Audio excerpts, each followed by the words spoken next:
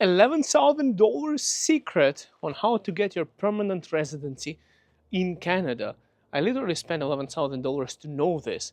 How did I do that? Well, I got an immigration diploma course here in Canada because I was going to be an immigration consultant and I studied immigration law. So, here is what I learned, and this is the ultimate secret. This is what immigration consultant and lawyers they charge you for. Well, lawyers have a different aspect, but most immigration consultants are not lawyers, so they cannot do certain things that lawyers can, but this is what they charge you for. I literally studied for licensing to get my immigration consultant licensing, and I gave it up. I went into real estate instead, and I became a realtor in Calgary, Alberta. But I still have my diploma. I still spent $11,000 to learn one thing that I'm going to give it to you for free. And in return, I'm just asking you guys to give it a big fat thumbs up, like this video, share it with your friends, especially those ones who want to immigrate to Canada. Guys, now, before I give you this biggest secret right now, is let's talk a little bit about, guys, what kind of immigration programs we have in Canada. So you have to understand that in Canada, the immigration is regulated by the federal government, not provincial governments. However, provincial governments, they have quotas. Those quotas are limits that they can invite a certain amount of people. Like, there is one program that just recently shut down, just the beginning of this month already. They met the quota. We're not going to be talking about Quebec, okay? Quebec, okay, by the way, guys, did I say, what's up, guys, and welcome back to this YouTube channel. It's your guy Igor here. I forgot to do my move, okay? Quebec, they're not like the rest of us. Like, it's more socialistic part of Canada. Like, they seem to be special, better than where I am in Alberta, right? They're better than everybody else. They get donations from Alberta, subsidized by my province, literally, and they are special rights. They have more rights there, even though they claim they have less, but they have more rights. They have an additional language. They don't like people who speak English in that area. That's Quebec for you. So unless you speak French, Quebec might not be the great place for you, but a lot of people claim it's more similar to Europe within Canada, even though a lot of people who are actually French people, they say that their French is kind of weird in Quebec and it's not a real French. Arguably not real, but they have a sort of Canadian way of a French language. So they have their own rules. And honestly, guys, I haven't been there or have anything against those guys, but I just prefer a fair treatment within Canada that everyone, every province, every territory. Oh, look at this. I'm actually doing some kind of Trump movement right now. I should be standing like Elon Musk like this with his triangle like this, right? And Trump, they're sitting like this. Anyways, guys, back to the topic. I'm making fun of the orange guy. So we have the biggest immigration secret here in Canada is, and that's immigration consultant charge you. So how it works is they charge you $350 to $400 to do what I'm going to tell you right now. Is create a map for you on how to do your immigration. Now, first of all, to understand how it works is there is a federal program, then there is quotas. Quebec, I already told you, they're special. They have their own kind of thing going on. And if you know French, it will give you extra points. Yeah, it's great.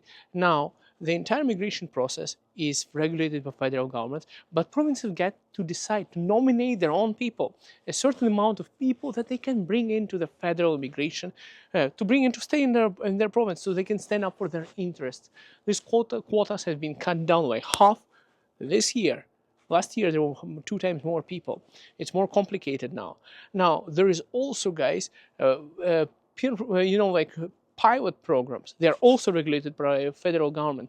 Now you have to understand that there is a IRPA and IRPR, Immigration Acts, basically regulations and Immigration Act. And there is also one thing that Minister of Immigration can actually regulate. There is also a humanitarian program. So if you came like on a refugee visa or like some kind of status, like for example, a lot of people, my people from Ukraine, guys, came here. For example, I know a guy my age who got his permanent residency recently. And what did he do? He's from my city. So he was like, okay, I cannot go back to Ukraine. He's asking Canadian government to give him a PR. The reason is he's a man of a certain age, 25 to 55 years of age.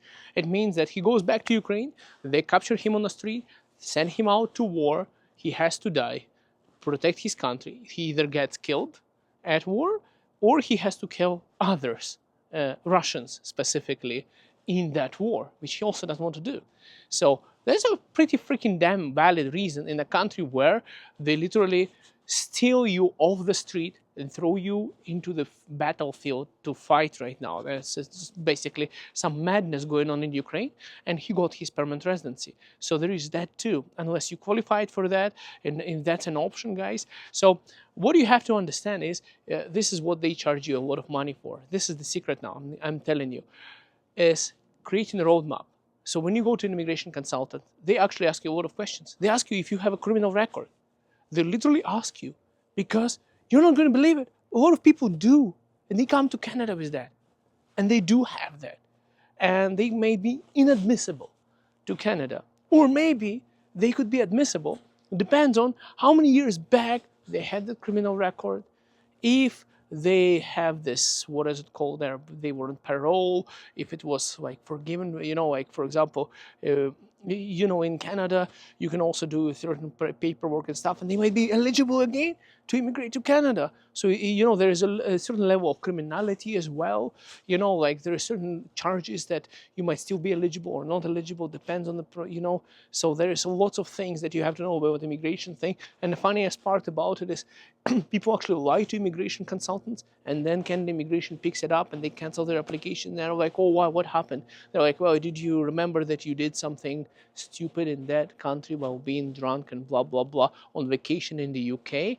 Well, yeah, so now you're not eligible to stay in Canada to get your immigration done. Anyways, long story short, guys, is that you have to create a roadmap for yourself on how to stay in Canada. So you have to assess yourself.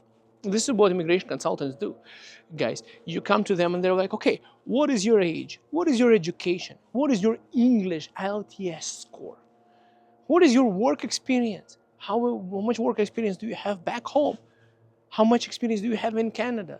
Do you have any education in Canada? What province do you live in? Do you have a job offer in Canada? Yes or no? Basically, do you know any French? And besides being possibly inadmissible based on health reasons, are you healthy? And criminality, or do you have criminal record or stuff like that? So based on that, they create a roadmap. This is what I did, guys. I had a roadmap for myself too. In fact, I had the roadmap before even coming to Canada in 2012. I wanted to stay here. So I did some calculations, and I realized that for me to have a shot to stay in Canada, now I'm a Canadian citizen, by the way, guys. So let's make Canada great again. I don't want to even use that phrase anymore. It's no, doesn't sound good anymore because Trump kind of ruined it. Let's make Canada sovereign and powerful and best country again, and open for immigration again, because it's closed. We have housing problems, we have standard of living problems. Let's fix Canada so that it would need more workers, so we can bring in more immigrants, because at that time we would need more immigrants to bring more to grow the economy, because our economy is struggling, that they're shutting down the immigration. So what you have to understand is you have to have a roadmap. Which program? Are you qualified through express entry? If not, which provincial PNP program works for you? What do you need to qualify through that program? Do you need to change your province? Do you need to go to a certain territory? Do you need to go to a certain city, municipality to qualify under one of those pilot programs, let's say? Do you need to get a job offer over there or not? How do you get your PR? So you have to understand. For example, for myself, guys, I moved to Ontario as an international student first, and I was going to stay there. I really didn't want to move to Alberta. Now I'm in Alberta and I want to go back to Ontario. And I came here in 2014 for one freaking reason: to get my PR. And what am I going to do in this ice cold, so bad, horrible Calgary? I'm going to go back to Ontario, right? So I want to get my PR done and go back to Ontario. And I said to myself, look, if I was able to grab my hands or my ass into my hands and carry myself into Canada from Ukraine in 2012, why can I not grab my same ass and bring myself to Alberta, to Calgary, and start over here? And it worked out pretty well. Yeah, it actually worked out so great, I don't want to go back to Ontario. I think Alberta is the best place. I actually didn't know. I actually started with this channel 8 years ago. And honestly, guys, I've been like, there was no videos, there was no other YouTubers talking about this. There was no bunch of YouTubers that started copying my channel. I was one of the oldest ones. In fact, there was other ones who quit YouTube years back. And I'm still here shooting videos for you guys. So share this video with your friends, guys. They're one of the best places in Canada. So my goal was have experience from Ukraine, a certain age, education. And I thought, if I get Canadian education, I get extra points. If I get a certain level of experience in Canada, I get work experience points in Canada. Plus, living here, my wife is from India, so she helped me learn English better, and I did my LTS better. I got more points for that. Now, which programs did I apply for? For myself. I'm just telling you about myself so you can figure out for yourself. Now, I applied through AINP program at that time. That's how they called it. Now it's like Alberta Opportunities, I believe it's called. Anyways, so Alberta Immigration Program, and I also applied later on through Express Entry. I was dumb enough not to apply before Express Entry because I was here before Express Entry existed, and I didn't know I was qualified to apply under that, but I didn't apply, so because I was stupid and I waited, and then they canceled that program and went to Express Entry, and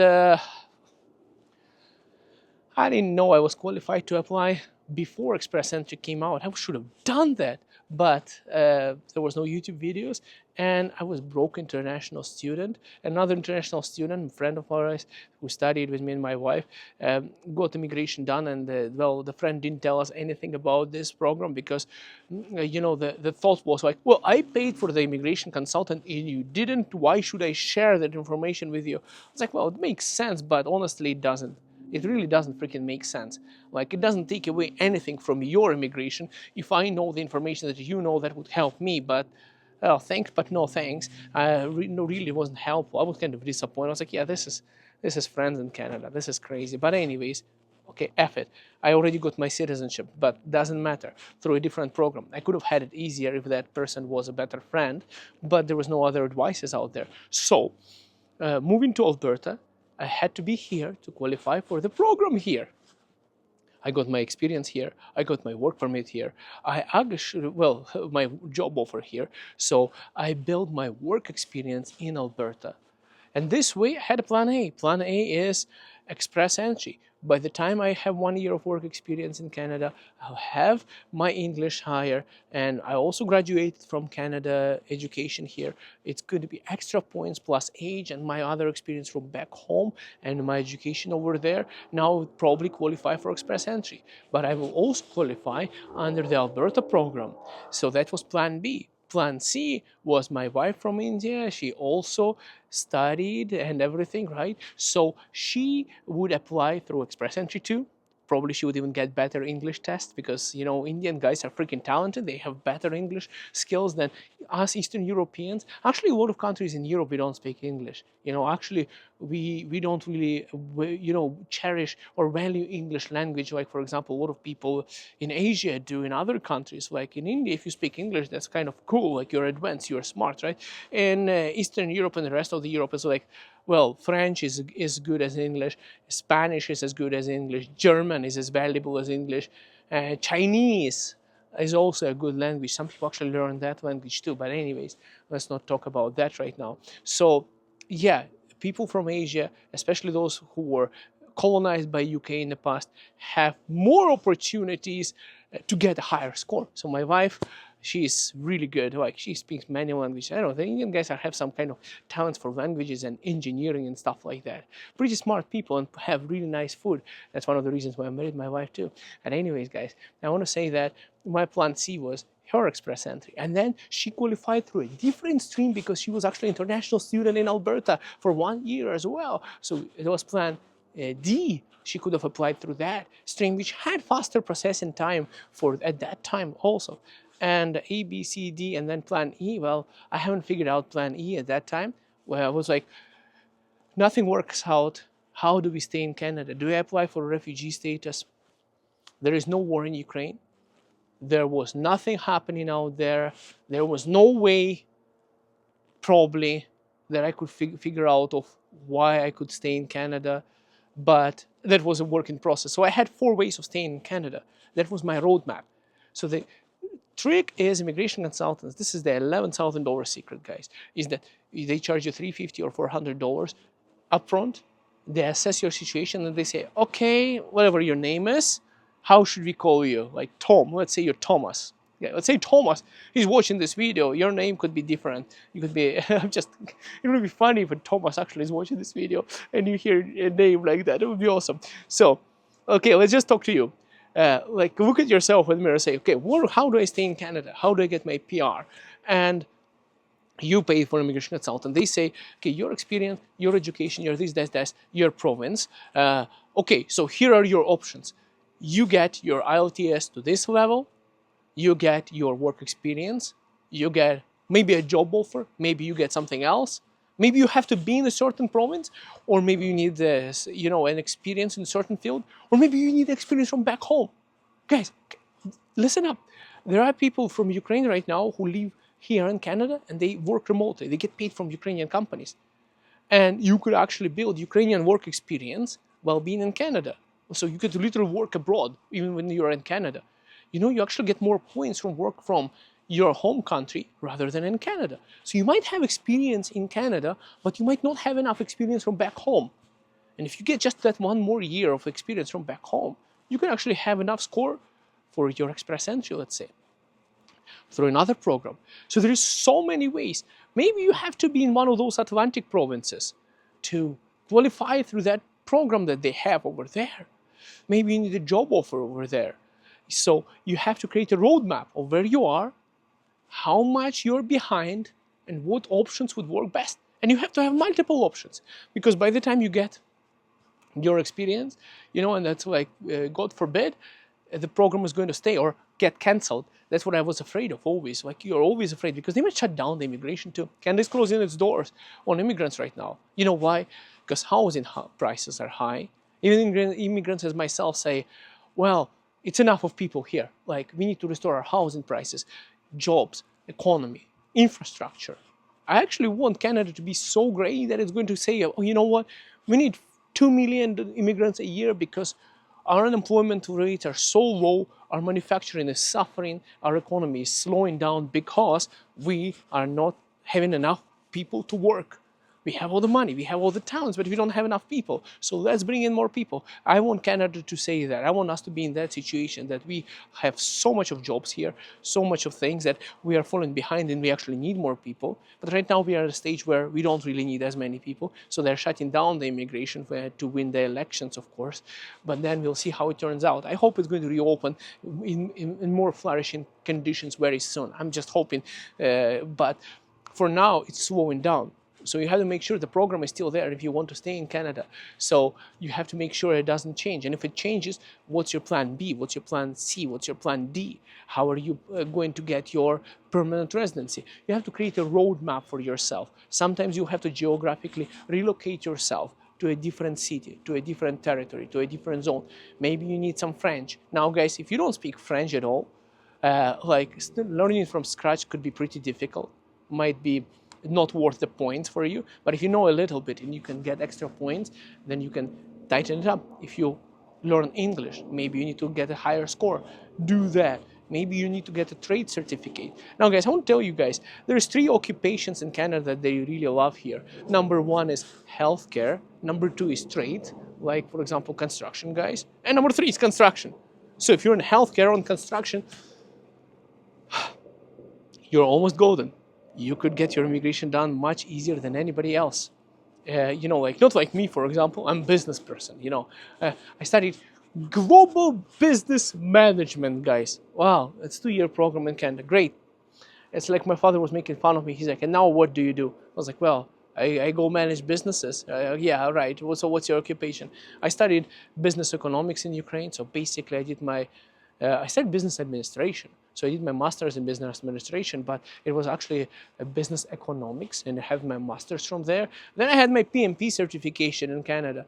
Then I had my immigration Well, I actually had a logistics diploma as well from back home. Then I also had my immigration diploma in immigration law in Canada. And after that, I went into real estate, and I also had to study.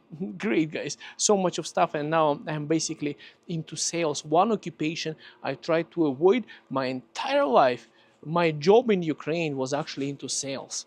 I didn't tell it to almost anybody, guys. Only immigration people know about it. And I was like, I'm not going to be doing sales in Canada. Not doing sales job ever again. My first job in Canada was actually, door knocking for sales. And I was like, ah, that's not what I came here for. I came here to get a real job, to build a real future. And then years down the road, past 4 years, I'm back into sales. I'm buying and selling real estate.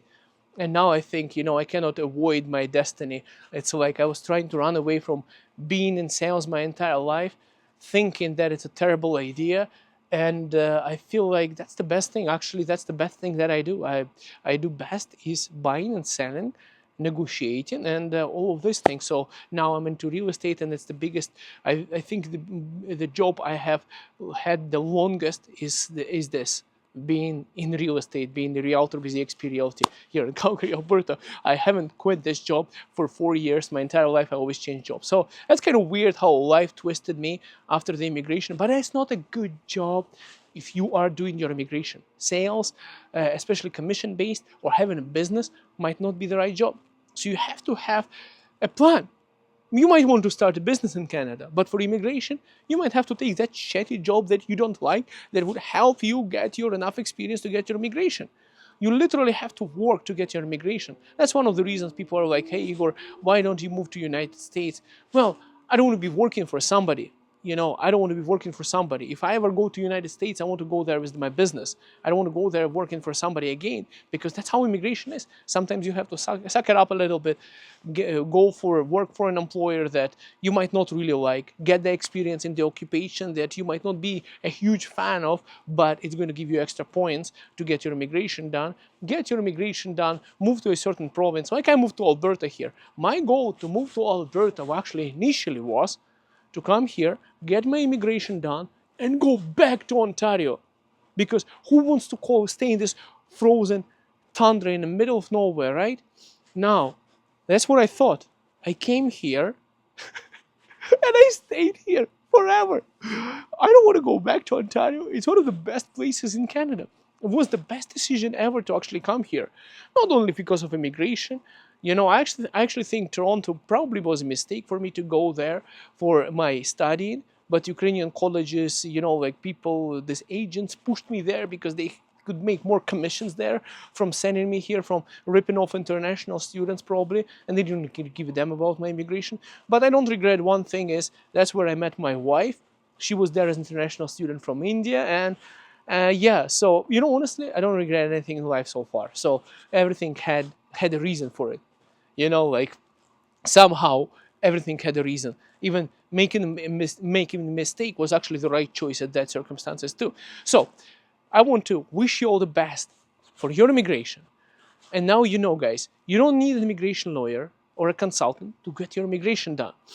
In fact, when I studied immigration law, one thing that I hated, getting an immigration website saying you don't need an immigration consultant. When do you need an immigration consultant? Where I would say probably you must get one. You are detained at the border, you are about to get deported, you need to appeal to a tribunal, immigration tribunal. Yeah, like you need an immigration consultant for that. You need somebody who is experienced, guys. Like honestly, if you are bad with paperwork, like you're just like dyslexic and you cannot fill out a form, and your hands are shaking, and you are like, well, what, I'm so panicking that I might even put the information wrong, and then it's going to be misrepresentation, and then it's going to be cancelled. You're not going to be allowed because you lied on your application, but you didn't lie, it's just you panic like that.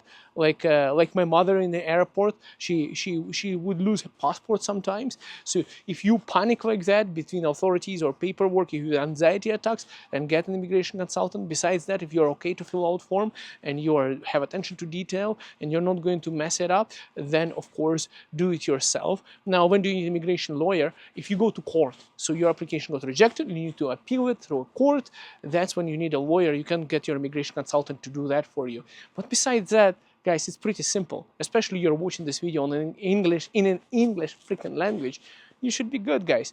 And how immigration consultants do it, they usually charge you $350, $400. They give you their roadmap, and then they put that money towards your future PR application that they will be submitting with you. Now I have to be hiding because they might be jumping at me with the stick saying that this guy just stole our money by giving you this information for free. So the biggest secret to get your Canada PR is to understand there is no magical key. Nobody's going to give you an advice based on just generic advice. You want generic advice? Generic advice is nothing. You have to understand what you are.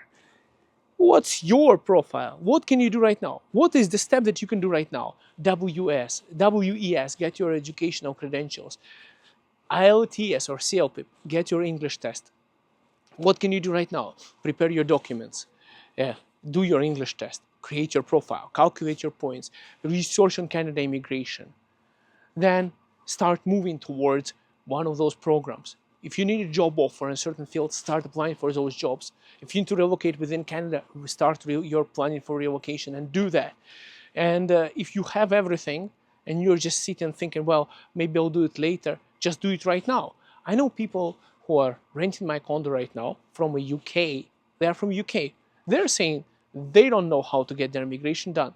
It's not easy, even for Britishers. And funny part is you're going to be given an oath to a king when you're getting citizenship in Canada. But if you're a Britisher and you're from UK and you want to stay in Canada, well, you're in the same shoes like a person from Sri Lanka watching this video right now might have a better chance than the person from UK. So don't think, like, I don't know, my wife brought this up to me. She was like, oh, it's probably easier for Europeans to get PR. At some point she told me something like that. I was like, no, it's not. It's same for everyone. It's fair. That's how it works. Anyways, guys, look at your profile, get your immigration done, and I love this freaking country, guys. Honestly, right now it's not popular topic, so I should be saying don't come to Canada, stay out, it's closed and things like that. But really, guys, Canada has given me so much. It's like I don't even know what I would be doing right now if I haven't moved into Canada 12 years ago. I know, probably I would be flying a drone because I'm really good at gaming, at least. Yeah, I'll be probably flying drone, hunting Russians who are running away from drones, or I'll be like dead by now. That would be my future. But Canada is awesome. Thanks for watching. We see you next video. Bye for now.